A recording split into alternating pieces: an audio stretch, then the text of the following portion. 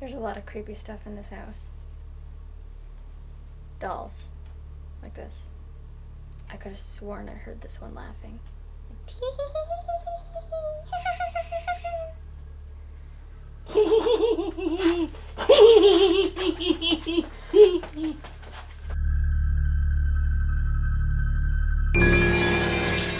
Hello, I am Robert.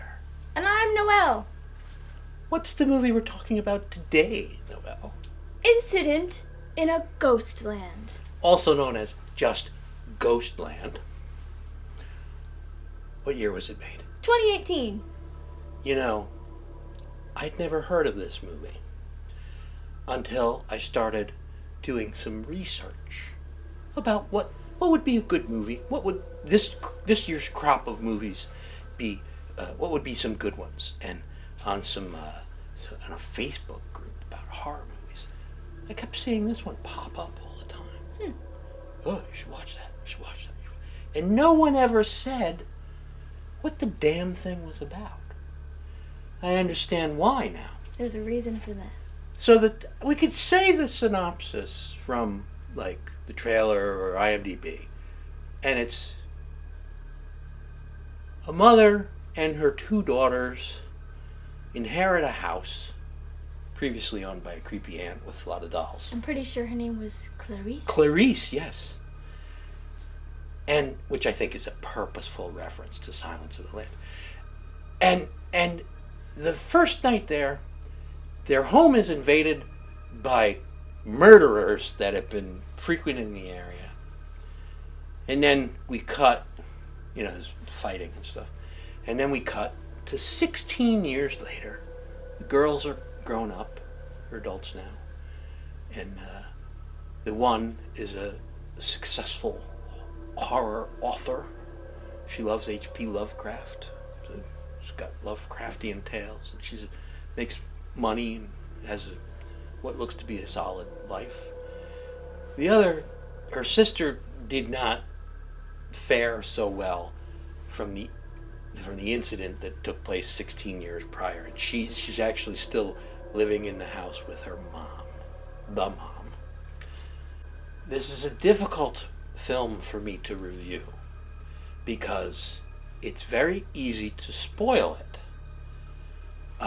Because it's a very delicately balanced film. I read an online review that said, you're best going into this film blind, without reading anything anywhere, because they'll spoil it for you. And I agree with that. So we'll try not to spoil it for you. So we just go to pumpkin ratings now. There's a couple things we can say about it, right? The house is creepy as hell. Yeah. It's filled with creepy dolls. It's and we already know there's an invasion and fighting. It's a home invasion film. Something that could happen to you. So it could happen to you. It could happen to me. I think it did happen to me. Anally invaded. Wait, I'm sorry. Not that kind. Whatever. There's two sets of actresses. The ones at the beginning. The teens. When they're teens. The girls' names, the characters' names are Beth and Vera, the sisters. And then there's another set of actresses. When they're all grown up. When they're all grown up, 16 years later. So in the grown-up version, we get a bosom alert. Yeah, there's a bosom alert. Bosom alert. At about 33 and a half minutes in. It's, you get to see Vera. One's brunette, one's blonde. Vera's the blonde. You get to see adult Vera's bosom at that timestamp.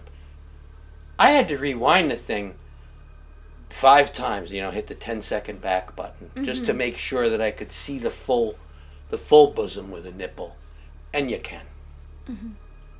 I just like to point that out. Yeah, no other reason or anything for the right. rewinding. Well, the movies that you and I are reviewing, there's not a lot of bosoms alert. No. So adult Beth, she's the only actress that I recognized.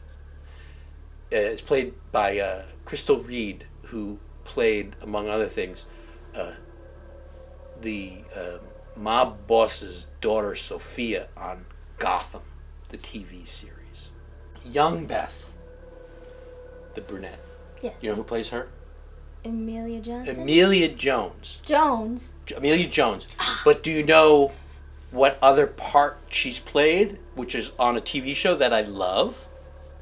She plays Kinsey on Lock and Key, of which there are now 3 seasons streaming on Netflix, I think. So I've seen her before. The other actresses and actors were not familiar to me, but they all did a fine job. I thought this was pretty brilliantly acted. I would agree. It's pretty well shot. The cinematographer knew what they were doing. Very tense film. There is some brutality. Yeah, there's some violence. Against women, right? It's 3 women in the house when the invaders show up. What did you think about that? Was it like, oh, I can't watch? Or, like, how serious was it for you? I was able to watch it. Yeah. I mean, it was kind of expected in the genre, There's some blood, but it's not particularly gory. No, it's so not. It's the violence. It's young girls getting dragged around by their hair and stuff like that. That's kind of hard to watch. As I said, it's a pretty intricate movie with some twists and turns. Did you, by any chance, I actually started to watch it a second time. And I recommend after you watch it, if you like the movie, watch it a second time, because you'll see, like, oh my God, it's so much richer. I didn't notice that was going on the first time. And it's a really, in my opinion, obviously I like the movie. We'll talk about that later. So, this film's a little violent. And there's some stunt work involved in that, know. And unfortunately, I don't know if you know this, Robert, young Vera, you hear about that? I did. Vera suffered a pretty bad injury during the filming process. I think she might have done a faceplant in some, like, plate glass or something. Yeah. I hear 70 stitches she needed. It's a lot of stitches. Yeah. She eventually wound up suing the production company to, I guess, help pay for damages to her face. I hope that she's okay. Yeah, I hope it didn't cause any I hope it's lasting not permanent, damage. But that's scary. Just goes to show you gotta be careful at all times. Filmmaking can be dangerous. Yes. Did you notice at the very opening scene there was a little Amish boy with a hat, like walking across the road or whatever, yeah. as they're driving to the Aunt Clarice's house? That allegedly is a reference to the Children of the Corn movie. That makes sense. It doesn't really make sense to me. I guess the director, I guess, is a fan of Children of the Corn, but plot-wise, they're not connected. No, it's not related. No. But I could see it being a reference. This movie, in my opinion, is up here. Children of the Corn is down here in terms of goodness. Lines from the movie. Are you going to let me die alone? It was 2 men in a fucking candy truck. And ironically, that is something I once said to the police when I was a young lad. You want to talk about that? No. Let's move on and give it a pumpkin rating.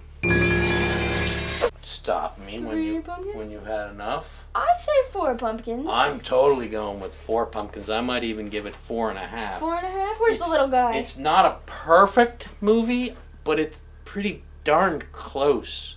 I wish I could talk more about it, but I don't want to spoil it for the viewers at home. You should really watch Ghostland.